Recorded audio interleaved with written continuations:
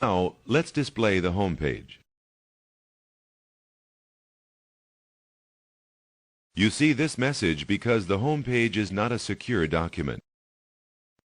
As you learned earlier in this course, Internet Explorer offers the autocomplete feature to help you enter URLs in the address bar. This feature can also help you fill out forms. Internet Explorer keeps track of information you have entered in most forms, such as your name. When you return to a form and begin entering information into a field, the autocomplete list displays the data you previously entered into that field.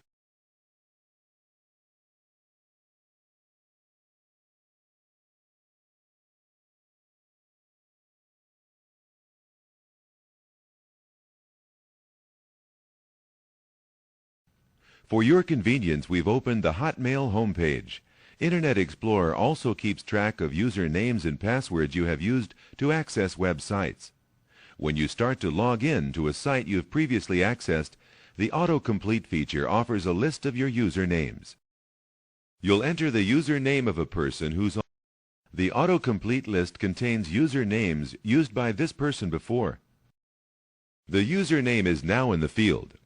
This feature is particularly helpful when you forget your. As you've surfed the web during this course, you may have noticed that most websites display their web pages one at a time. When you link from one page to another, sometimes it's easy to forget where you are. A web page feature called Frames enables websites to divide a page into separate areas, with each area displaying a web page. Usually, one of the web pages is a table of contents. What you see now are actually 3 web pages. Each page is within a frame, and each page has its own URL. The entire collection of frames is referred to as a frame set. This site has divided up its frame set so that the table of contents appears on the left and the current topic is displayed on the right. The third frame, on the top, contains graphics and some links. Let's choose one of the links in the table of contents frame. Notice that the left frame still contains the table of contents page, and the right frame now contains the consulting page. This setup is useful if you want to link to different areas while keeping the table. Now the on-campus page is in the frame on the right. If you want to go back and forth among the pages that have already been displayed in this frame, you can use the back and forward button.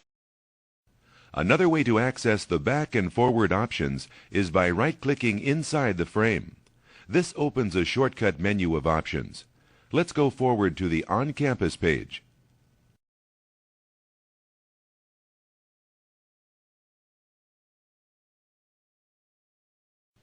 Although technically this web page consists of 3 different pages, one in each frame, Internet Explorer generally treats the frame set as one page. For example, if you choose to save this page, Internet Explorer saves the entire frame set. If you choose to print this page, Internet Explorer prints the entire frame set. However, you do have the option of printing individual frames. Let's take a look at this option. The Print Frames section lets you choose how to print the frames. Click each of the 3 options for a description. Now close the Print dialog box. Now return to the first page of the Microsoft Jobs site using the back button on the standard toolbar.